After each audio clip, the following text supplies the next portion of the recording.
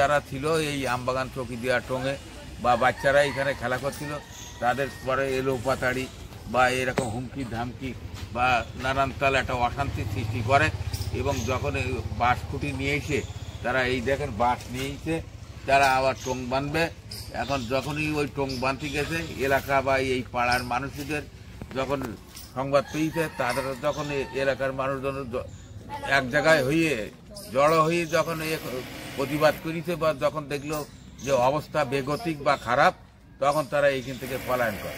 এখন বর্তমানে শোনা যাচ্ছে বিভিন্ন লোকের মাধ্যমে তারা হুমকি ধামকি দিচ্ছে, জীবন নাশের হুমকি দিচ্ছে। দখল করতে এসেছিল যারা এলাকাবাসীর লোকের মানে, এবং সেই বিক্রিকৃত যে অর্থ হয় সেই অর্থর টাকা দিয়ে ওই মসজিদের ইমামের বেতন, তারপরে মসজিদের ইফতারি।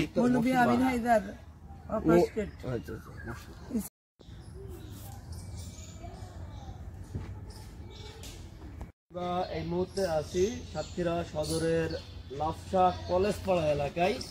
আপনারা যে আমবাগানটি দেখতে পাচ্ছেন, এটি একটি অকফকৃত সম্পত্তি। মসজিদের নামে এই জমিটি অকফ করা। আমরা যেটা জানতে পেরেছি যে 4 বিঘা জমি এখানে আছে এবং সেই জমিতে আম গাছও আছে এবং সেই আম গাছে লিজ দিয়ে যে টাকা হয় বা এই জমির যে সম্পত্তি সেটা মসজিদ কর্তৃপক্ষ, এবং এই জমিটা ওয়াকফ সম্পত্তি অনুযায়ী মসজিদ ভোগ দখল করে। কিন্তু গত 23 তারিখে হঠাৎ একটি দুর্বৃত্ত চক্র অর্থাৎ সন্ত্রাসী স্টাইলে কিছু ব্যক্তি এই মসজিদের এই ওয়াকফ সম্পত্তি দখল করতে এখানে আসে, কিন্তু দখল করতে পারে নাই। এলাকাবাসীর বাধার মুখে তারা দখল না করে কিন্তু এখান থেকে পালিয়ে যায়। আমরা এখানে এসেছি কর্তৃপক্ষ, এই জমির মালিক ওয়াকফ সূত্রে সেখানকার ইমাম সাহেবও এসেছেন, মুয়াজ্জিন সাহেব এসেছেন, তারপর ওই মসজিদের যিনি মুতাওয়াল্লি আছেন তিনিও আছেন, স্থানীয় লোকজনও কিন্তু এখানে আছেন।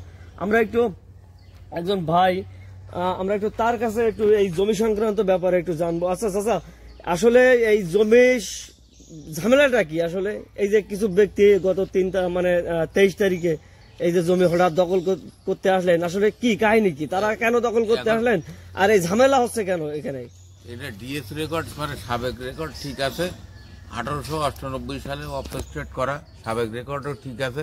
এসে রেকর্ড ভুলক্রমে এই অবস্টেটের আমির হায়দার অবস্টেটের যে মুতাল্লি ছিল তৎকালীন, সেই মুতাল্লির চাচার নামে হয়ে যাওয়ার কারণে আমি একটু জানি যে এই যে জমিটা একদম প্রথমে কাজ ছিল এবং তিনি কার নামে এই ওয়াকফ করে দিলেন? এই যে 4 বিঘা জমি মৌলভী আমির হায়দার করে দিলেন। আমির হায়দার ওয়াকফ স্টেট ইসি নম্বর 4270 এবার করে দেওয়ার পরে এবার ওয়াকফ স্টেটের ডিএস রেকর্ড হইলো।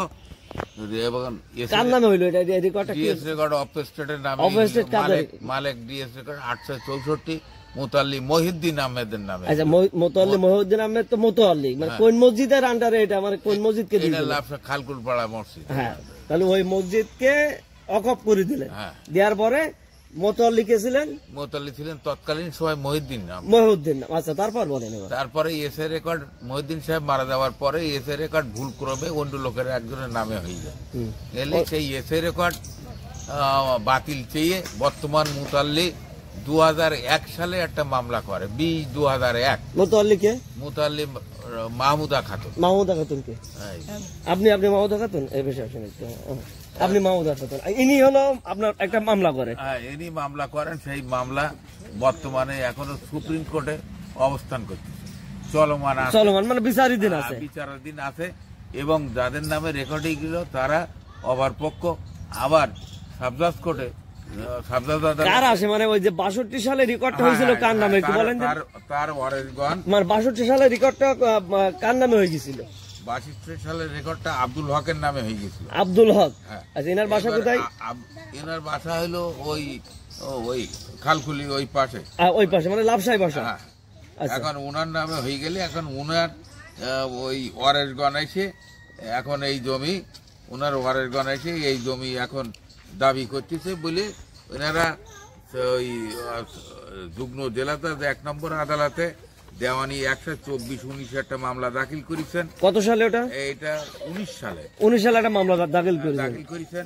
আবার বর্তমানে গত রবিবারে 23 তারিখে যারা এই সম্পত্তি যাদের দ্বারা দখল নেওয়ার চেষ্টা করছিল তারা একটা মামলা করেছে আপনার 23 সালে 3/2023।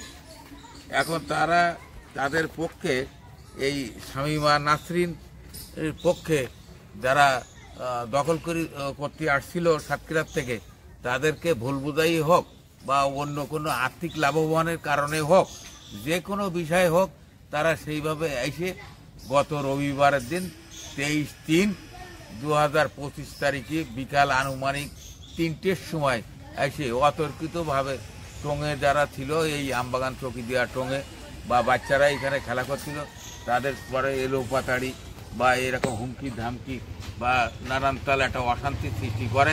এবং যখন এই বাঁশ খুঁটি নিয়ে এসে তারা এই দেখেন বাঁশ নিয়ে এসে তারা আবার টং বাঁধবে। এখন যখনই ওই টং বাঁধতে গেছে এলাকা বা এই পাড়ার মানুষদের যখন সংবাদ পেয়েছে তারা যখন এলাকার মানুষজন এক জায়গায় হয়ে জড়ো হয়ে যখন প্রতিবাদ করেছে বা যখন দেখলো যে অবস্থা বেগতিক বা খারাপ তখন তারা এইখান থেকে পলায়ন করে। এখন বর্তমানে শোনা যাচ্ছে বিভিন্ন লোকের মাধ্যমে তারা হুমকি ধামকি দিচ্ছে, জীবন নাশের হুমকি দিচ্ছে। তারা জীবন নাশের হুমকি দিচ্ছে কাদের? আমাদের জীবন নাশের হুমকি দিচ্ছে যারা দখল করতে এসেছিল, যারা এলাকাবাসীর লোকের মানে প্রতিহতর কারণে যারা চলে গেছিল তারা এখন হুমকি ধামকি দিচ্ছে। আবার বলছি যে ঘেরবো বেড়বো, অমুক করবো তুমুক করবো। কিন্তু এটা হলো 3টে মামলা চলমান আছে বর্তমানে এবং এই মামলায় সুপ্রিম কোর্টে অ্যাপিলেট ডিভিশনের একটা অর্ডারও আছে, স্ট্যাটাস অর্ডার। পরে এক্সটেনশন করার জন্য দরখাস্ত দিয়েছিল অ্যাডভোকেট সাহেব। সেই কাদের পক্ষে? এটা এই মোতাল্লির পক্ষে, মানে ওনার পক্ষে। এক্সটেনশন করার সময় এক্সটেনশন হয়ে যায় এবং তাতে একটা সার্কুলারও আছে, সেই সার্কুলার অনুসারে এক্সটেনশন হয়। পরবর্তী কিছুদিন পরে এই ডিসেম্বর মাসে এই মামলাটা যেহেতু উকিল সাহেবের ভুলের কারণে হোক আর মোতাল্লির ভুলের কারণে হোক মামলাটা খারিজ হয়ে যায় এবং খারিজ হয়ে যাওয়ার পরে আবার সে মামলাটা রিভিউ করা হয়েছে এবং সেই মামলাটা বর্তমানে এখন চলমান আছে। মানে এক কথা হলো যে 62 সালে যে কি বলেন আব্দুল হক সাহেব, ওনার নামে রেকর্ড হওয়ার পরে মসজিদের পক্ষে মুতাওয়াল্লি মামলা করার পরে সেই মামলাটা এখনো পর্যন্ত মানে চলমান আছে। মানে আপনি বললেন যে একবার খারিজ হয়ে গেছে, যাওয়ার পরে আপনারা আবার রিভিউ করেছেন, তাহলে এখন মামলাটা এখনো চলমান আছে। এবং এই আমবাগানে বছরে একবার বিক্রি হয়, ফল হয় একবার, এবং সেই বিক্রিকৃত যেটা অর্থ হয় সেই অর্থর টাকা দিয়ে ওই মসজিদের ইমামের বেতন, তারপরে মসজিদের ইফতারি,